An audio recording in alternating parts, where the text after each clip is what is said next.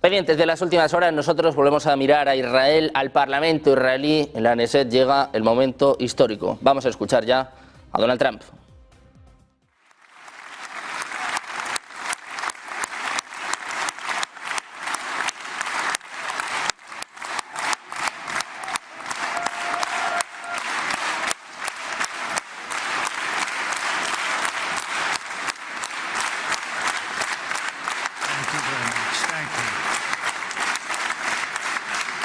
Thank you very much, everybody.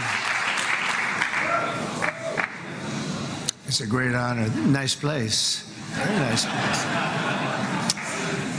Mr. President, Mr. Prime Minister, Mr. Speaker, esteemed members of the Knesset and cherished citizens of Israel, we gather on a day of profound joy, of soaring hope, of renewed faith, and above all, a day to give our deepest thanks to the Almighty God of Abraham, Isaac, and Jacob.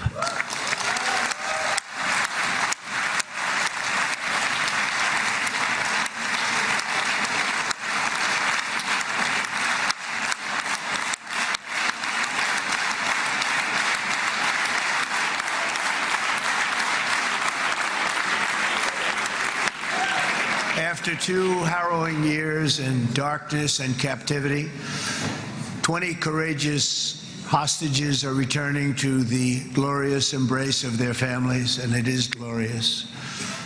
28 more precious loved ones are coming home at last to rest in this sacred soil for all of time. And after so many years of unceasing war and endless danger, today the skies are calm, the guns are silent, the sirens are still, and the sun rises on a holy land that is finally at peace, a land and a region that will live, God willing, in peace for all eternity.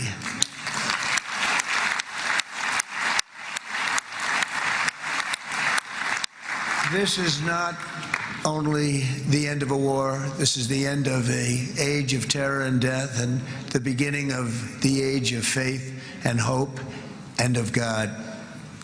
It's the start of a grand concord and lasting harmony for Israel and all the nations of what will soon be a truly magnificent region. I believe that so strongly.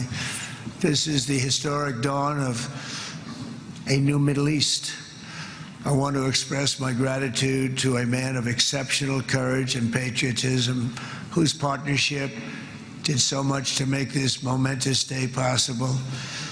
You know who I'm talking about. There's only one, Prime Minister Benjamin Netanyahu. Bibi, please stand up.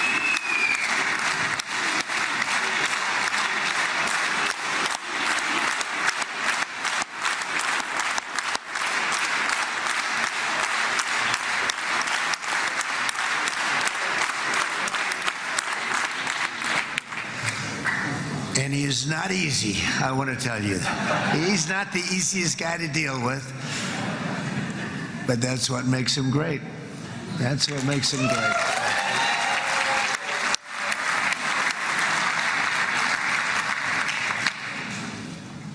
Thank you very much, baby. Great job.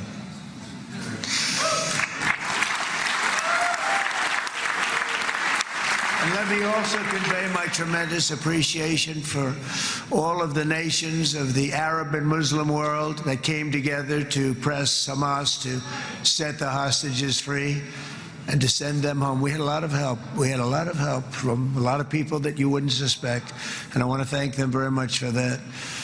It's an incredible triumph for Israel and the world to have all of these nations working together as partners in peace.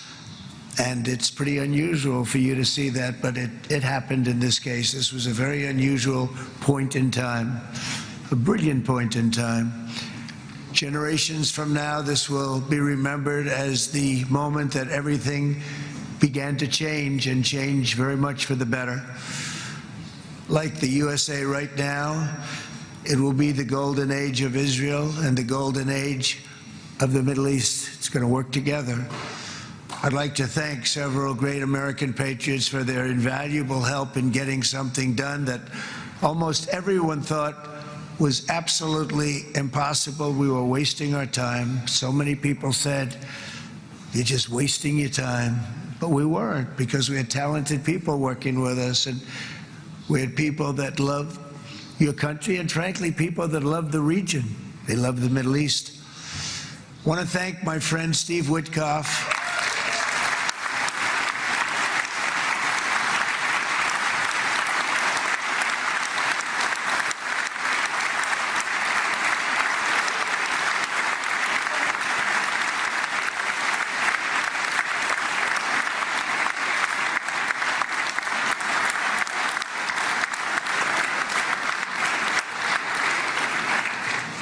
You know, Steve was chosen by me. He never did this before, but I knew him as a few things. He was a great businessman, but I know a lot of great businessmen, to be honest with you. He had tremendous negotiating skills, but I know a lot of people that negotiate pretty well, although it is an art. But there are people that can negotiate pretty well. But most importantly with Steve, he's just a great guy. Everybody loved him. Everybody. I mean, I know some negotiators that are so good, but you wouldn't have had peace in the Middle East. It would be in World War III right now with some of these guys. Everybody loves Steve, and they respect him, and they somehow can relate to him. I've known him for many years, and I've seen it over again. חבר הכנסת עודה, להוציא את חבר הכנסת עודה, להוציא אותו מהאולם, להוציא אותו מיד, החוצה, החוצה, החוצה. להוציא גם את חבר הכנסת כסיף, להוציא את חבר הכנסת כסיף מהאולם, להוציא אותו מיד.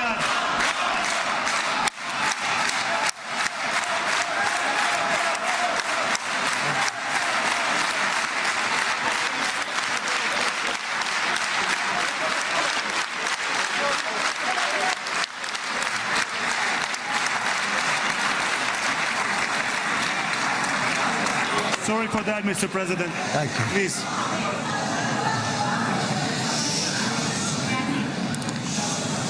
That was very efficient.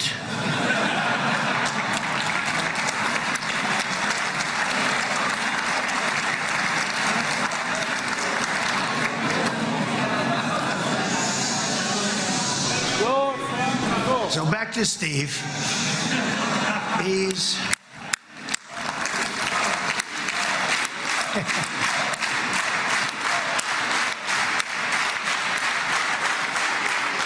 But I tell one story because he was so involved, and then we called in Jared. We need that brain on occasion. We got to get Jared in here. We got to get a certain group of people. But Steve started this all by himself. I call him Henry Kissinger, who doesn't leak. Okay?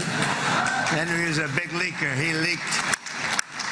Steve doesn't leak. Steve just wants to get the job done. He wants to do what's right. But I'll give you just a quick story because, as you know, he's working on the war with Russia and Ukraine, a war that would have never happened if I were president. A shame. 7,000 young soldiers a week are being killed. More than that this last week. It's a shame.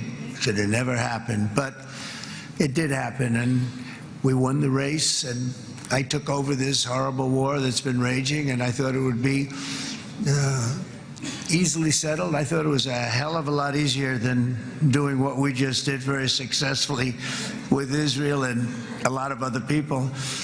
But this came first, and we'll get that one. But I set up a meeting for him to meet with President Putin, thinking it would be a 15 or a 20-minute meeting. Steve had no idea about Russia, had no idea about Putin too much, didn't know too much about politics, wasn't that interested. He was really good at real estate, but he had that quality that I was looking for, and I didn't see it around in too many ways. And I set up the meeting with Putin, and I called. I said, is Steve finished yet? That was about a half an hour into the meeting. No, sir, he's not. He's still inside. This is in Moscow. I said, well, how's he doing? I don't know, sir. He's still inside. I called up an hour later. Let me speak to Steve. Sir, he's still with Putin. He's with President Putin. I said, wow, that's a long meeting, 1 hour. I called up an hour later, he was still with Putin. 3 hours later, he was still with Putin. 4 hours later, he started to get the word that he was going to be coming out soon. And in 5 hours, he came out. I said, what the hell were you talking about for 5 hours?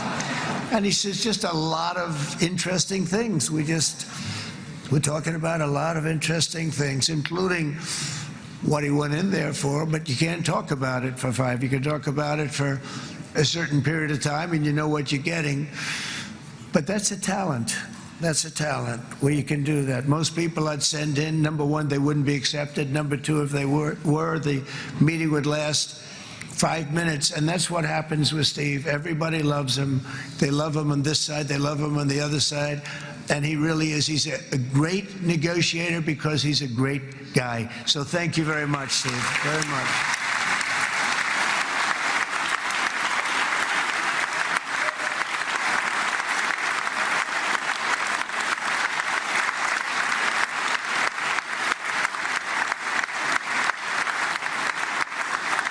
And let me also give a very special thanks to someone who truly loves Israel. In fact, loves it so much that my daughter converted. My daughter converted. I didn't know this was going to happen. And Ivanka's here.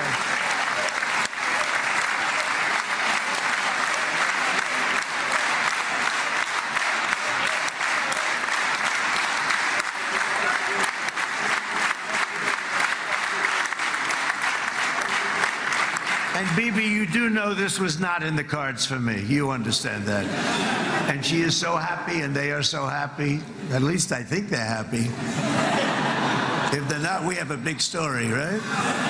No, they have a great marriage, and they get along great. They're best friends. They have a very special relationship. But Jared has been so helpful. He really did something very special. He established the Abraham Accords with a group of very wonderful people. I like calling it the Avraham Accords, because people that, right? Avraham. It's so cool. It's so much sort of nicer, you know? The Abraham versus the Avraham.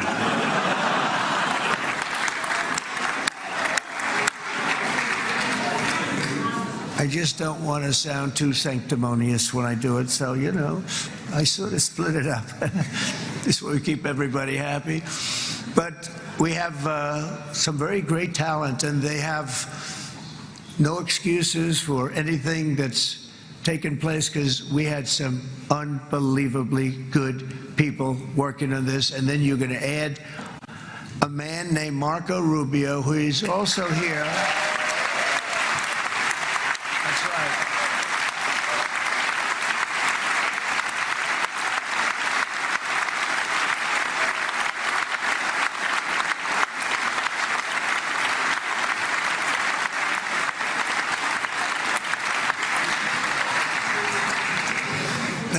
Prediction that Marco will go down, I mean this, as the greatest Secretary of State in the history of the United States. I believe that. I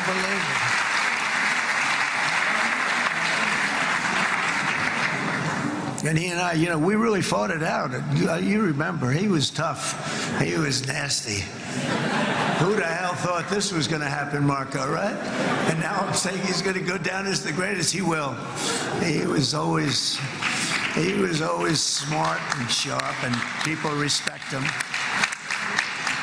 And then we have somebody who's young, but an unbelievable leader. I saw it a long time ago, and he's turned out to be even better than we thought. Right, Susie? I think even better.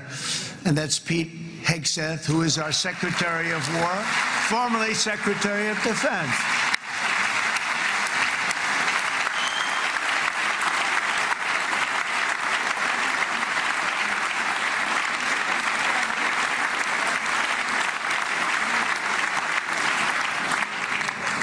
And as you know, we decisively won World War I.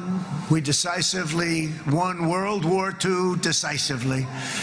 And everything in between and everything before it, we won everything. And then they had the brilliant idea of changing the name from war, you know, it was war, to defense. And with that went a certain thinking. And we fought in a very politically correct way after that. We always had the strongest military, and now we have a stronger military than we've ever had before. Because of my first term, I've totally rebuilt the military, every aspect of it. But we have, if you think, we settled 8 wars in 8 months. I'm now including this one, by the way, if that's okay. They may say, well, that was quick, because yesterday I was saying 7, but now I can say 8. The hostages are back. The hostages are back.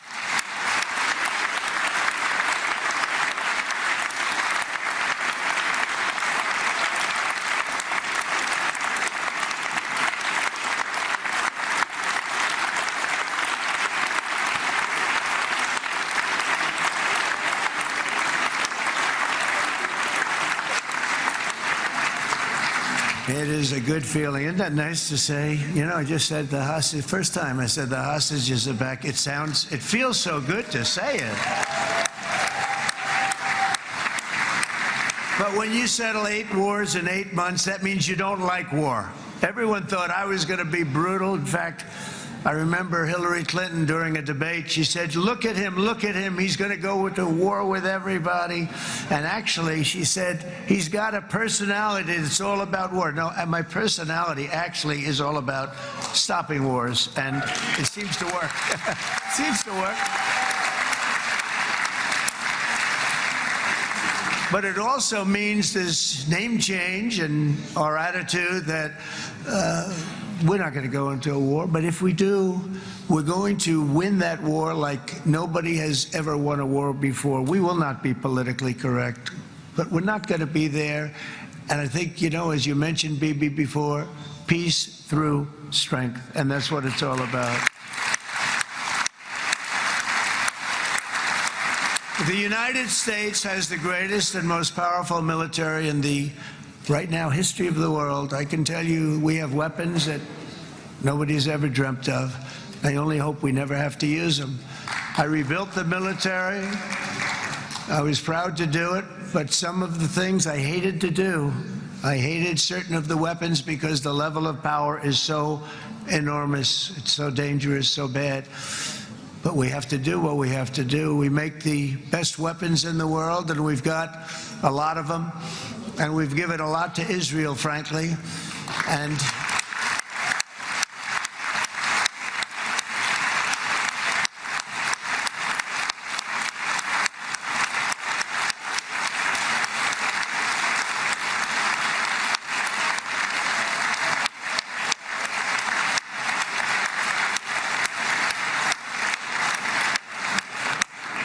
I mean, Bibi would call me so many times, can you get me this weapon, that weapon, that weapon? Some of them I never heard of, Bibi, and I made them. But we'd get them here, wouldn't we? And they are the best. They are the best. But you used them well. It also takes people that know how to use them. And you obviously used them very well. But so many that Israel became strong and powerful, which ultimately led to peace. That's what led to peace. So as we celebrate today, let us remember how this nightmare of depravity and death all began. 2 years ago, on the eve of the Simchat Torah holiday, thousands of innocent Israeli civilians were attacked by terrorists, and one of the most evil and heinous desecrations of innocent life the world has ever seen, the worst slaughter of Jews since the Holocaust. The cruelty of October 7th struck to the core of humanity itself. Nobody could believe what they were witnessing. The United States of America grieved alongside you, and we mourned for our own citizens who were so viciously taken that day. And to all the families whose lives were forever changed by the atrocities of that day, and all of the People of Israel, please know that America joins you in those two everlasting vows: never forget and never again.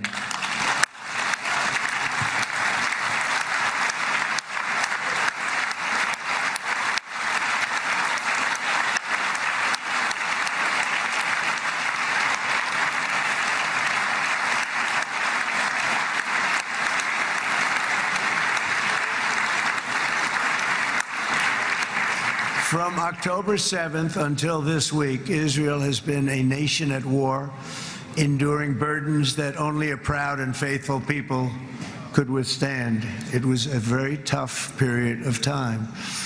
For so many families across this land, it has been years since you've known a single day of true peace. But now at last, not only for Israelis, but also for Palestinians and for many others, the long and painful nightmare is finally over. And as the dust settles, the smoke fades, the debris is removed, and the ashes cleaned from the air, the day that breaks on a region transformed, and a beautiful and much brighter future appears suddenly within your reach. This is now a very exciting time for Israel and for the entire Middle East, because all across the Middle East, the forces of chaos, terror, and ruin that have plagued the region for decades now stand weakened, isolated, and totally defeated. A new coalition of proud and responsible nations is emerging, and because of us, the enemies of all civilization are in retreat. Thanks to the bravery and incredible skill of the Israeli Defense Forces and Operation Rising Lion,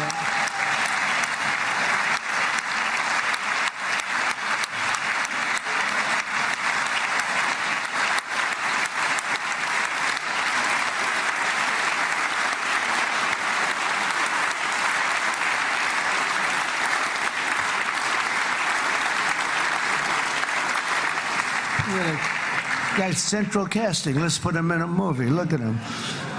Great job. And my people loved working with you. Loved it. They worked so well together. But many of Iran's top terrorists, including nuclear scientists and commanders, have been extinguished from this earth. And with Operation Midnight Hammer, boy, that's a great name for that, what we did last June. The United States military flew 7 of those beautiful B-2 bombers. They looked so beautiful all of a sudden. They were always, I thought they were pretty planes. I had no idea they could do what they did. In fact, we just ordered 28 more of them.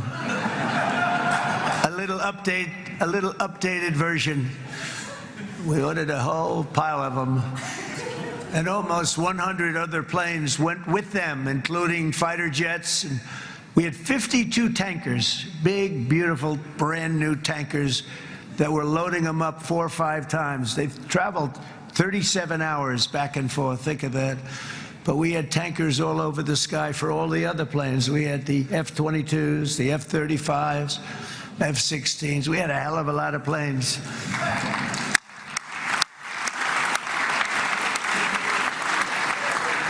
So we had 52 gas stations in the sky. That's what they call them. I'll tell you, I wouldn't want to be flying one of them. We have our great General Raisin Cain right here. General, stand up. This guy, what a general. Thank you.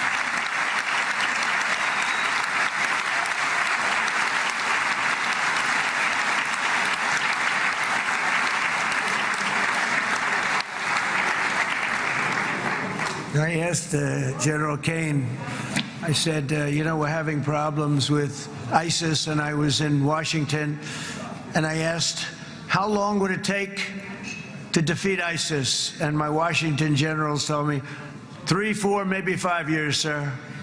I said, I don't get it. We've got the best equipment in the world. Why? So I flew to Iraq, and I met with a man named Cain. He said, what's your first name? He said, they call me Raisin, sir. I said, wait a minute. your name is Raisin Cain? I've been looking for you for a long time. You gotta be kidding. So they told me 3, 4, 5 years to defeat ISIS.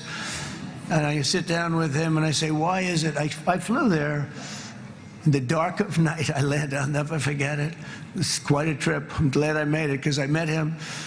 I said, could I ask you, General? I come down. He said, with another general and a sergeant. Everybody was like central casting. They could go into a movie right now. Between him and you guys over here, we could get rich making movies, okay?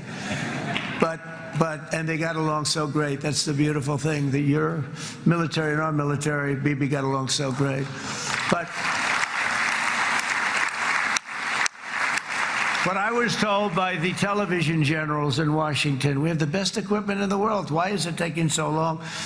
And they said, 4 years. I said, so let me ask you, Raisin, how long would it take you to defeat ISIS?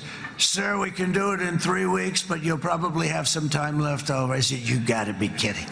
What the hell are you talking about? They said 4 years. I said, well, sir, look, it's not my place to say, but you're asking me the question. What you have to do is you hit him from the west, you hit him from the north, you hit him from the south, you hit him above, you hit him below. I said, so why didn't they do it? And he didn't want to speak badly of his superiors, which is hard to believe they were his superiors. It should have been the other way around a long time ago, because he's the one that did Operation Hammer. It was flawless. It was flawless. It was absolutely flawless. And I said, so you really think you can do it in 4 weeks? Yes, sir, 100%. You have to do it differently than they were doing it. They were using one base and it was hundreds of miles away. And he says, we have all these portable bases all over the Middle East.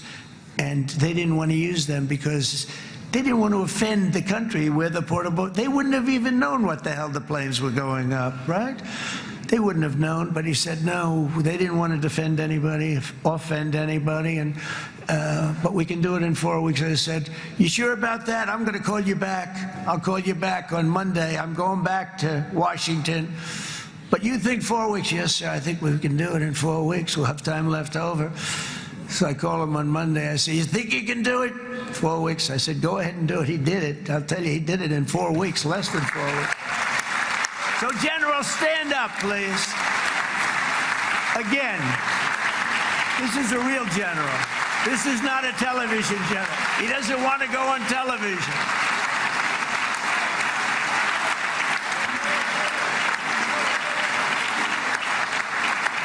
He doesn't want to go on television. I said the other guys love being on television. So we dropped 14 bombs on Iran's key nuclear facilities, totally, as I said originally, obliterating them. And that's been confirmed, and everybody understands it. Together we stopped the #1 state sponsor of terror from obtaining the world's most dangerous weapons. And if you think about it, if we didn't do that, and assuming we made the same deal that we have today, there'd be a dark cloud over this deal. And #1, it wouldn't happen because the other Arab and Muslim nations really wouldn't feel comfortable making the deal that we have now, right? If Iran had that nuclear weapon that they were about 2 months away from having. They would have had it in 2 months or maybe less than that. They were right at, this was our last shot. They looked at it for 22 years. This was our last shot. The pilots told me that. They said, 22 years, sir, they looked at it. Our predecessors looked, they studied it. 3 times a year would do drills on that exact attack. And boy, did they get it right. But let's assume they didn't, and let's assume there was large-scale nuclear weapons in the hands of Iran. We couldn't be here today. Even if we signed the deal, which we couldn't do because a lot of people would not want to have anything to do with it. We took a big cloud off of the Middle East and off of Israel.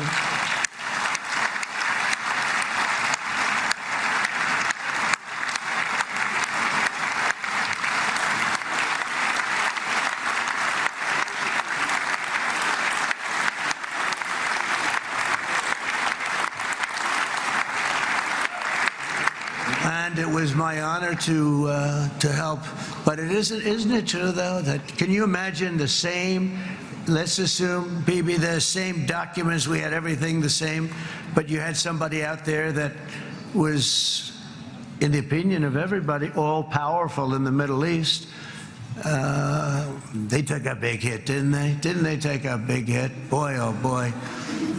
They got hit from one side, from the other. And you know, it would be great if we could make a peace deal with them, and I think that's big. Would you be happy with that? Wouldn't it be nice, I think? Because I think they want to. I think they're tired. Somebody said, sir, they're starting their nuclear program again. I said, let me tell you something. They're not starting anything. They want to survive. The last thing they want to do is start digging holes again in mountains that just got blown up and start. They're not doing it. They want to survive, okay? But I think we have a chance. Steve, you, and I think Jared, come on, I'll call you back for another one. We always bring Jared when we want to get that deal closed. We bring Jared, but Steve, you and Jared and the General and Pete and Marco, you'll get that deal done easy. I think that'll be easy. But first we have to get Russia done. We got to get that one done. If you don't mind, Steve, let's focus on Russia first, all right? We'll get it done. In Lebanon, the dagger of Hezbollah, long aimed at Israel's throat, has been totally shattered. My administration is actively supporting the new president of Lebanon in his mission to permanently disarm Hezbollah's terror brigades. He's doing very well. And build a thriving state at peace with its neighbors, and you're very much in favor of that, I know, and good things are happening there, really good things. And with this week's ceasefire, we've achieved the most challenging breakthrough of them all, the most challenging breakthrough maybe ever. I mean, I've never seen anything like it. I've been involved in a lot of success. I have never seen anything like what's going on today all over the world.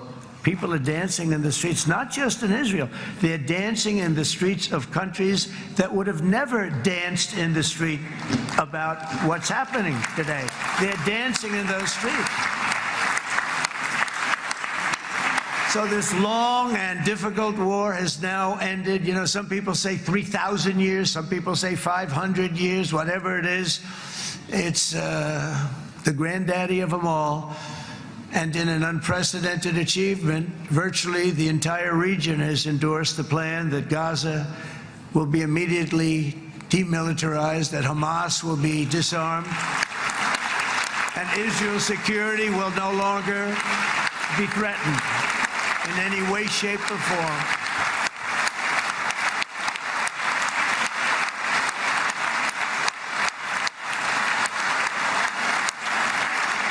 So Israel, with our help, has won all that they can by force of arms. You've won.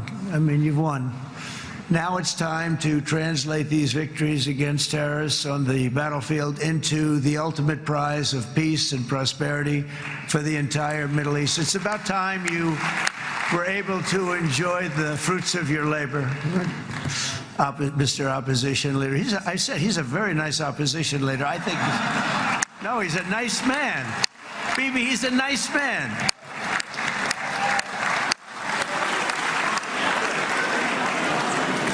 He knows what he's doing, right?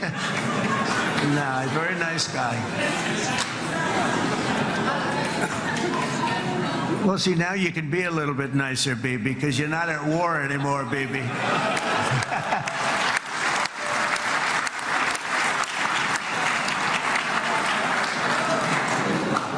But only by embracing the opportunities of this moment can we achieve our goal of ensuring that the horrors of recent years will never happen again. You don't want to have to go through this again.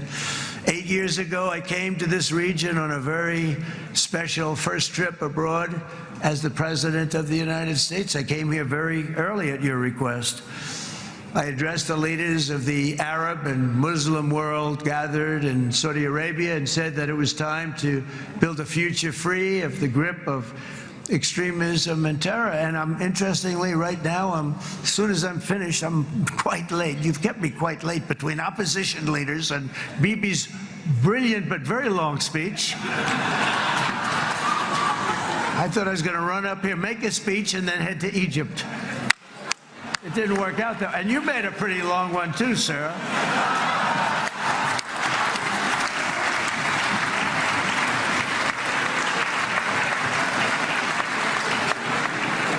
But I liked what you all said. It could be worse. Supposing on top of it, I didn't like what you said. That would be no good, Ron, would it? Ron, you did a great job, by the way, Ron.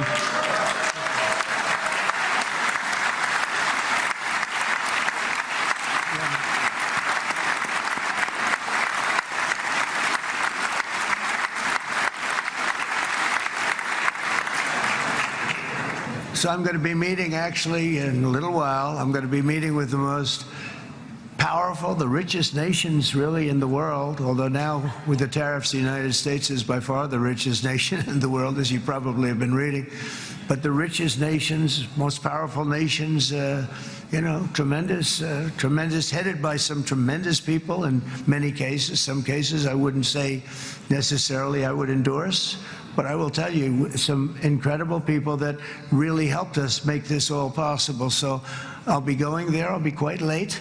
They might not be there by the time I get there. But we're going to give it a shot. But the journey we started back then led to the crushing defeat of the ISIS caliphate, to the monumental Abraham Accords, and ultimately to the historic ceasefire this week, in which many of those same nations really played a very pivotal role, I have to tell you. Steve will tell you that. Jared will tell you that. Together we've shown that peace is not just a hope that we can dream about. It's a reality we can build upon day by day, person by person, and nation by nation. And because of that, the Middle East is finally ready to embrace its extraordinary potential. You have extraordinary potential in this region. It should now be clear to everyone throughout the region that decades of fomenting terrorism and extremism, jihadism and anti-Semitism have not worked. They haven't worked. They've been a disaster. They've just killed.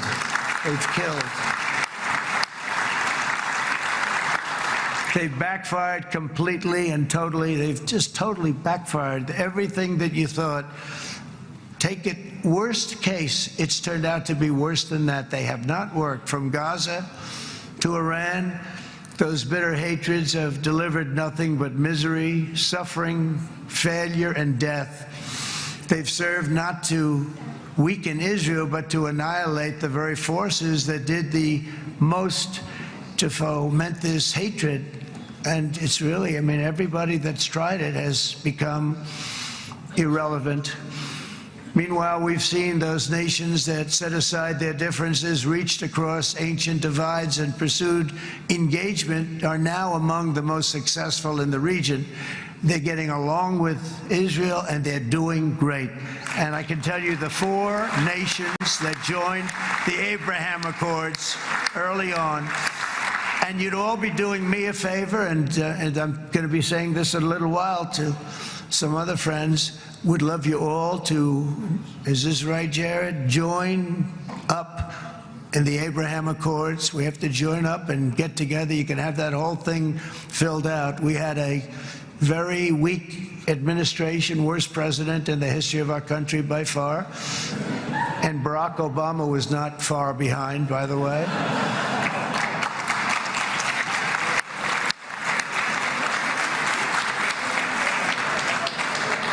And they did nothing with this incredible document, the Abraham Accords, but now you can fill them up. Now you have peace, you have people that really like Israel. I'll tell you what, and they like Israel a lot more today than they did even 5 weeks ago. Like, you've made a lot of, you've come back strong, because it was getting to be a little nasty out there in the world, and ultimately the world wins. You can't beat the world. Oh, I would say to Bibi, it's now time. And he understood it better than anybody, because ultimately, you know, the world's a very big place. And I've said a lot. I said, this piece of land is very small. It's unbelievable what you've done with that tiny, you look at a map even of just, not the world, the Middle East, and you have this little dot. And think of what you've done. It's incredible. It's incredible.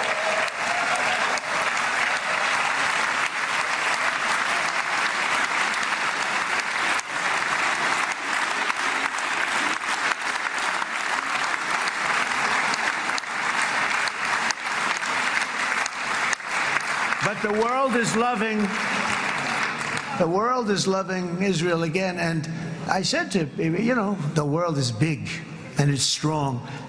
And Ron, ultimately, the world wins. And we don't have to worry about that now. But there was getting to be a period of time over the last few months, you know, the world wanted peace and Israel wanted peace. Everybody did. Everybody did. And what a victory it's been, right? What a victory it's been. If you would have gone on for 3, 4 more years, keep fighting, it was getting bad. It was getting heated. The timing of this is brilliant. And I said, Bibi, you're going to be remembered for this far more than if you kept this thing going, kill. It would be it would not be the same. And I just want to congratulate you for having the courage to say, that's it, we've won.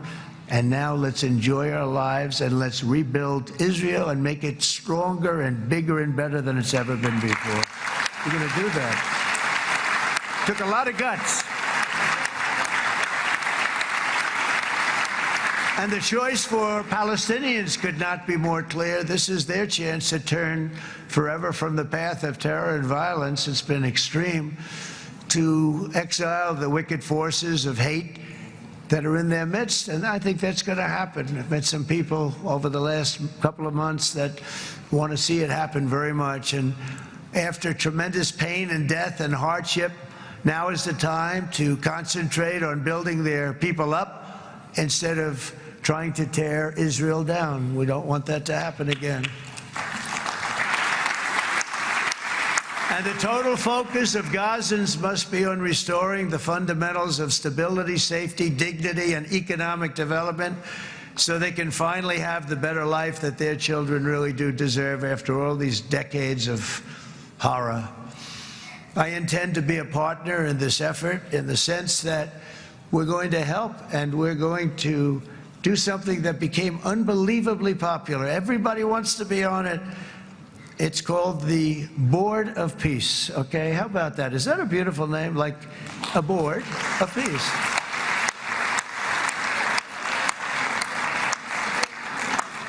The only bad thing from my standpoint, every single nation involved has asked me to be the chair, and I'll tell you, I'm very busy.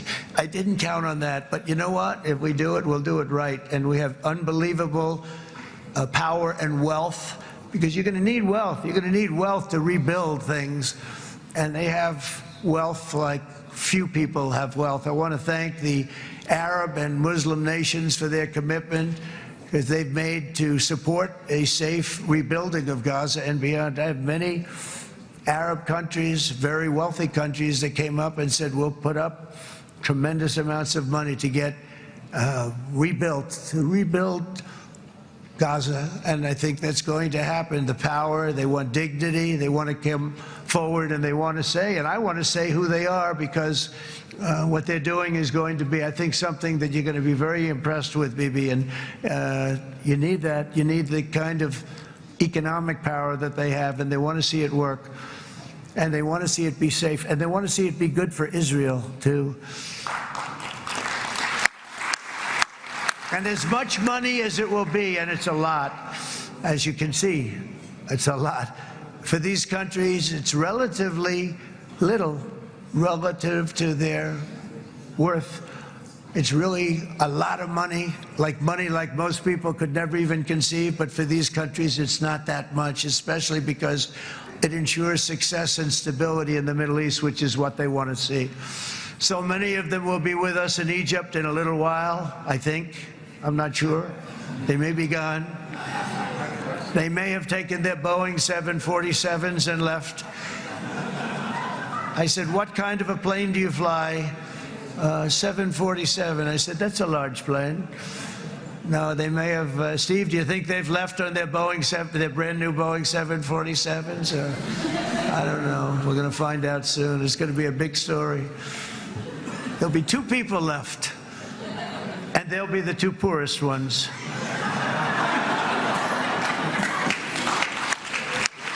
But it will be the wealthiest and most powerful group of nations. So the group that we have assembled, that's waiting for us, is the wealthiest and most powerful group ever assembled at one time. There has never been a group like this, and they're only looking for good. They want good. They're going to do good. And as those commitments are made, I'm going to let the world know who's doing it, because they really deserve to get the credit, and some of them probably won't want the credit, but they deserve it. It's more obvious than ever that the productive and responsible nations of this region should not be enemies or adversaries. You should be partners and eventually even friends, and that's what's going to happen. I know it. Together you can stand against the forces of chaos. Yeah, you go ahead. That's an important point.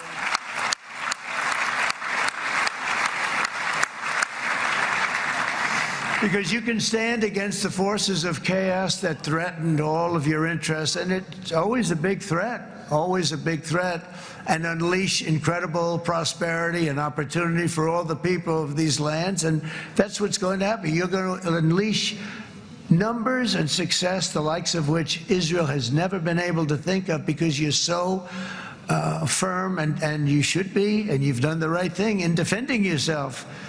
You're not going to have to worry so much about it. You've won, and now you can build, and you can do things that you never even thought possible. When you put that genius into doing something else, it's going to be something it's going to be a miracle. The miracle in the desert, it's going to be amazing. And it already is in a true sense. But it'll be wonderful when you can spend time thinking about other than war and defense and offense also. To that end, it's my firm hope and dream, frankly, that together the Abraham Accords will turn out to be everything that we thought they would. Those 4 countries were very, very brave in doing it. They did it at a very early point, and every single one of them benefits unbelievably financially. And if you notice, even in this bad period that we just went through, they all remained a member of the Abraham Accords. They've done unbelievably well. And you know who you are, and I want to thank you. And they've stayed because of loyalty, but they've also stayed because it was really good business. They've made a lot of money being members, and you're going to all, I hope that every one of the countries that we're seeking, Jared, I hope they join quickly. No games, no nothing. Just join, get it. It's going to be a great peacemaker. It's really going to bring it together beyond anybody's wildest dream. So instead of building fortresses to keep enemies at bay, the nations of this region should be building infrastructure to weave your commerce closer together, because you've got to compete with the big world out there in commerce now. It's a different kind of competition. Instead of making weapons and missiles, the wealth of this region should flow to schools and medicine, industry, and frankly, the new hot thing, artificial intelligence. It's a lot of intelligence you're going to have to be thrown off to pay back these sums of money that they're doing. But that's really the hot one. And I might say that the United States, a year ago, was a dead country. I say it to people. I heard it first from the King of Saudi Arabia. I then heard it from UAE. I heard it from Qatar. I heard it from many other countries. A year ago, the United States of America was a dead country. Now it's the hottest country anywhere in the world. It is the hottest. There's no question about it.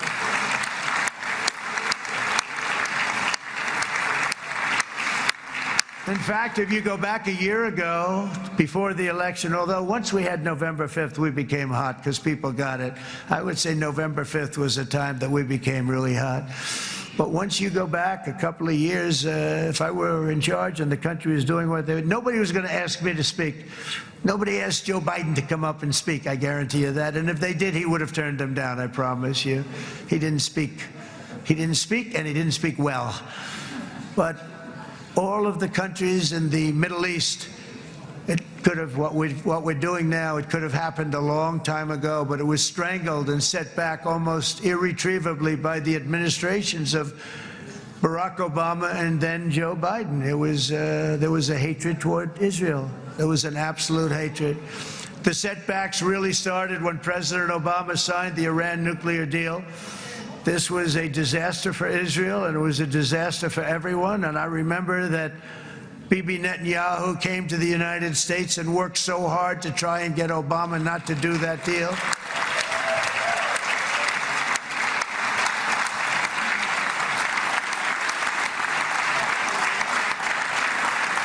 He worked so hard.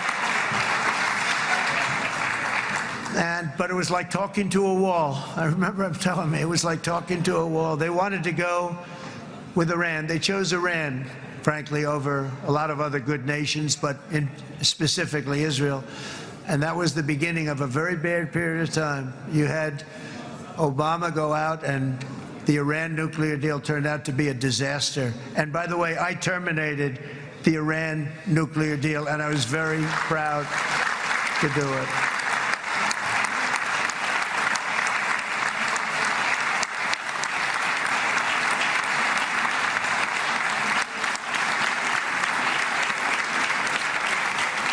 Yet even to Iran, whose regime has inflicted so much death on the Middle East, the hand of friendship and cooperation is open. I'm telling you, they want to make a deal.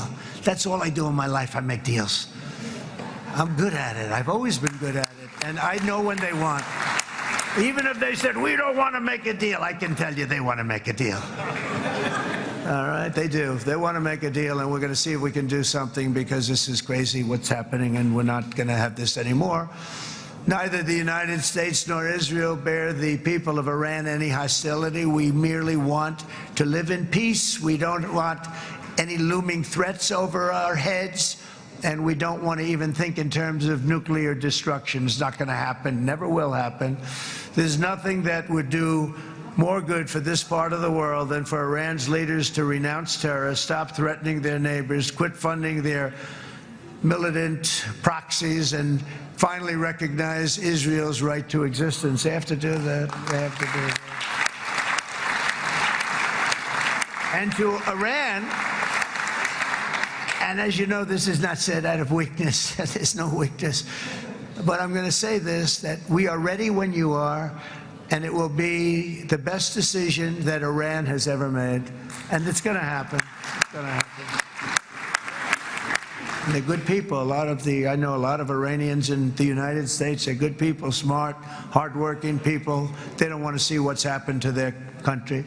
The story of fierce Israeli resolve and triumph since October 7th should be proof to the entire world that those who seek to destroy this nation are doomed to bitter failure.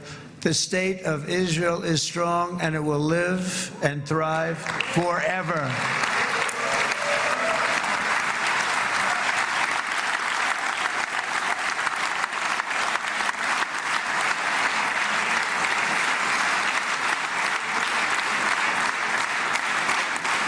And that is why Israel will always remain a vital ally of the United States of America. Israelis share our values, field one of the world's most powerful militaries. You really do. You have an amazing, what a job you've done. And have one of the most innovative economies on earth. Those are just a few of the reasons why I'm proud to be the best friend that Israel has ever had. And they all say it in the White House. They all say it. I guess it's true because everybody says it, baby. You said it today. Thank you.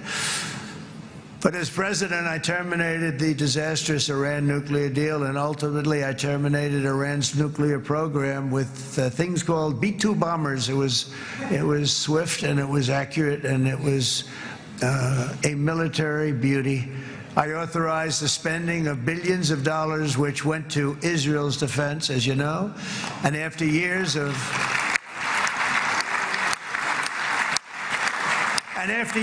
broken promises from many other American presidents, you know that, they kept promising. I never understood it until I got there. There was a lot of pressure put on these presidents. It was put on me too, but I didn't yield to the pressure. But every president for decades said, we're going to do it.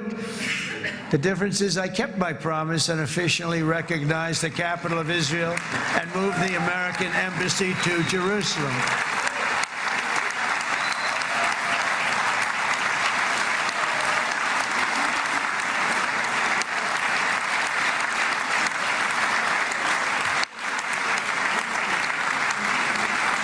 Isn't that right, Miriam?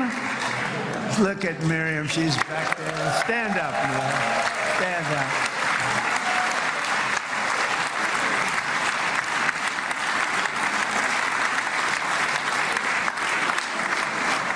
Miriam and Sheldon would come into the office. They'd call me. He'd call me. I think they had more trips to the White House than anybody else I can think of. Look at her sitting there so innocently. She's got 60 billion in the bank, 60 billion. And I think she's saying no more. And she loves Israel, but she loves it, and they would come in, and her husband was a very aggressive man, but I loved him. He was a very aggressive, very supportive of me. And he'd call up, can I come over and see you? I say, Sheldon, I'm the President of the United States. It doesn't work that way. He'd come in and would do. But they were very responsible for so much, including getting me thinking about Golan Heights, which is probably one of the greatest things to ever happen to Israel.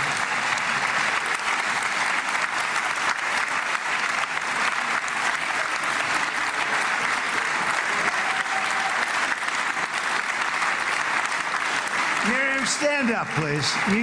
She really is. I mean, she loves this country.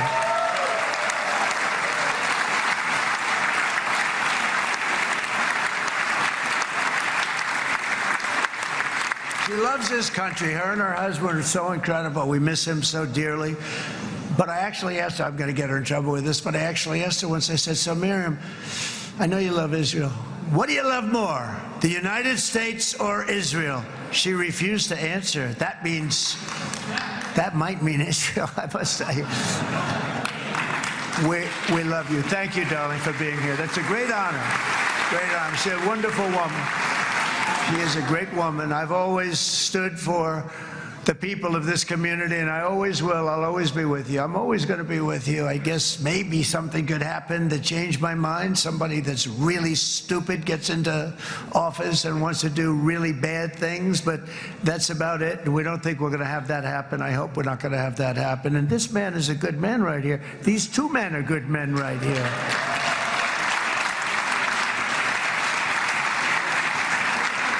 Hey, I have an idea. Mr. President, why don't you give him a pardon? Give him a pardon. Come on.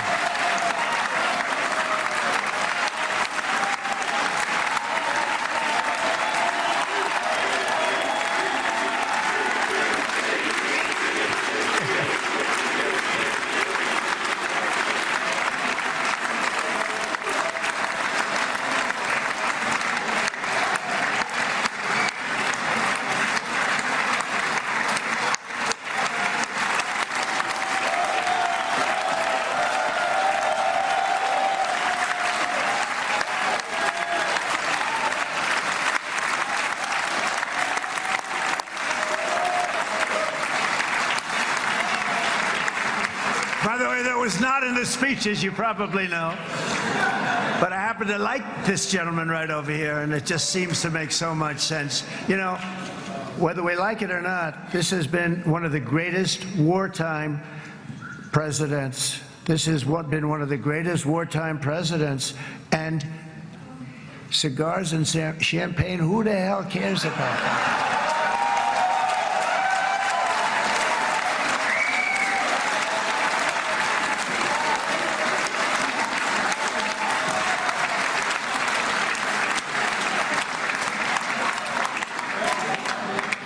All right, enough controversy for the day, right? Actually, I don't think it's very controversial. So, you know, I mean, I see so popular. You are a very popular man. You know why? Because you know how to win.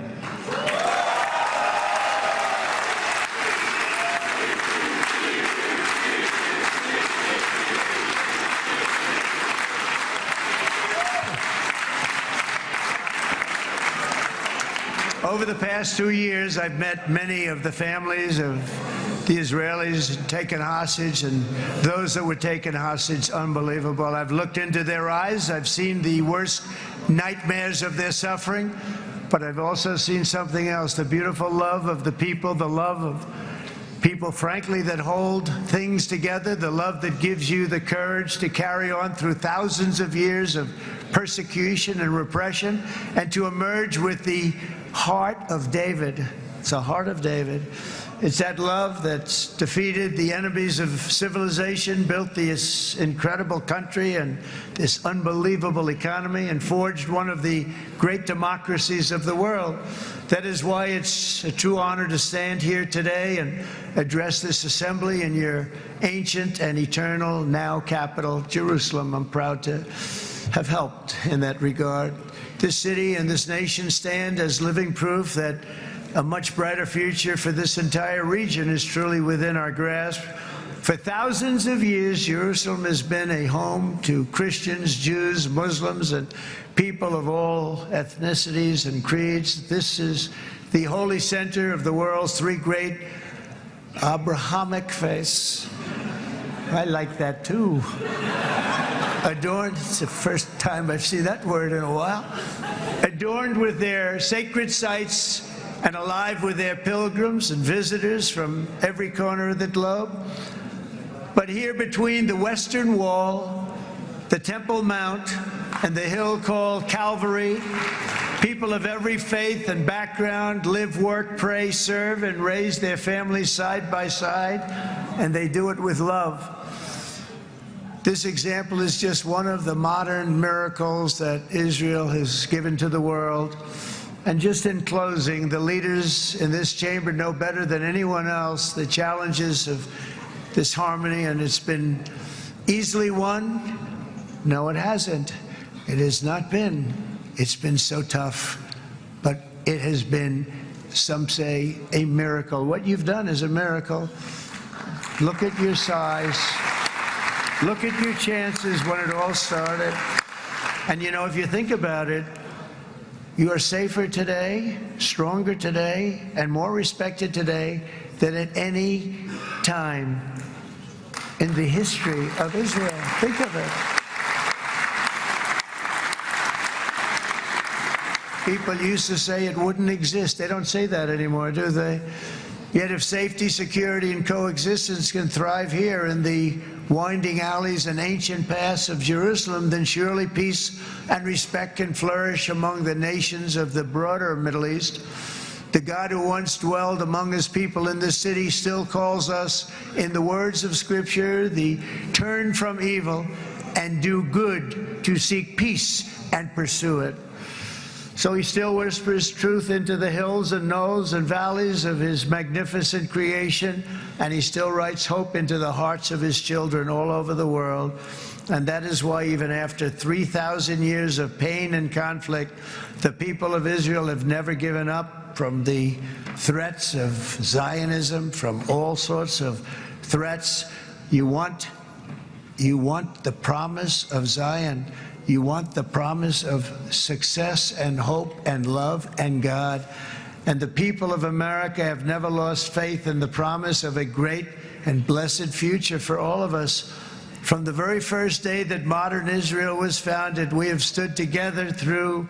Seguimos pendientes del discurso de Donald Trump, el presidente de Estados Unidos, prácticamente con hora y media de discurso ante la KNESSET, ante el Parlamento israelí. Está, bueno, pues dando mucho que hablar, sobre todo con sus últimas declaraciones, pidiendo un indulto para Benjamin Netanyahu. Está también lanzando mensajes hacia Irán, recordando lo que pasó el 7 de octubre y lo que ha pasado finalmente con Hamás, y además sigue alabando a Benjamin Netanyahu. Dice que es muy popular porque Israel ha ganado esta guerra. Vamos a seguir escuchando a Donald Trump.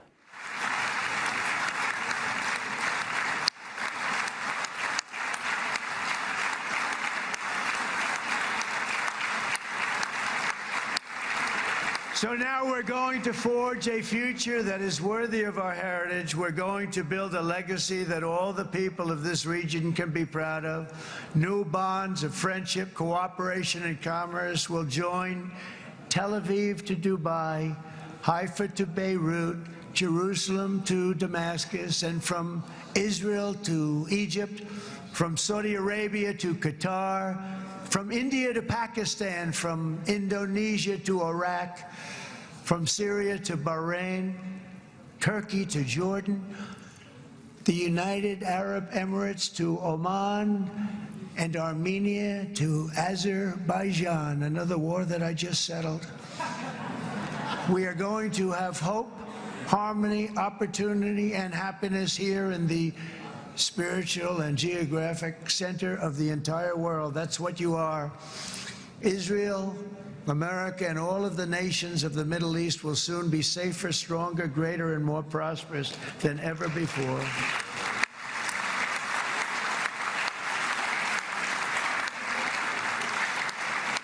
And I want to thank you all once again for this exceptional honor. This has been truly an honor. It's seldom that a president is invited to do this.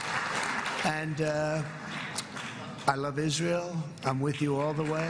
You will be bigger, better, stronger, and more loving than ever before.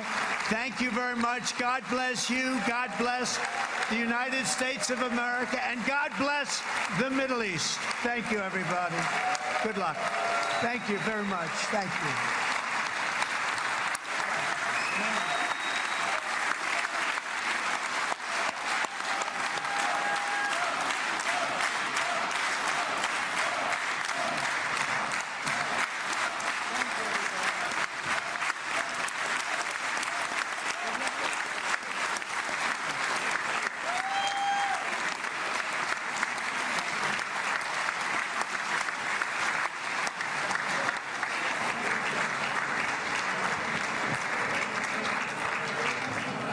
Hasta aquí ha llegado este discurso histórico de Donald Trump ante la Knesset, el Parlamento israelí, más de hora y media de discurso, de declaraciones por parte del presidente Trump, al que parece que ahora le tienen que corregir, parece que se equivocaba de sitio, en un discurso en el que, bueno, sobre todo hablaba sobre la era dorada de Israel, la era dorada de Oriente Medio, lanzaba duros mensajes hacia Irán, diciendo, bueno, pues que bastante han tenido con sobrevivir como para seguir buscando armas nucleares. También hablaba sobre Benjamin Netanyahu, dice que es un gran líder que ha sabido llevar a su pueblo a la victoria y además ha terminado pidiendo el indulto para Netanyahu. Discurso histórico de Donald Trump en un día marcado también por otros asuntos. Vamos a hacer una pequeña pausa y enseguida el informativo de Negocios Televisión.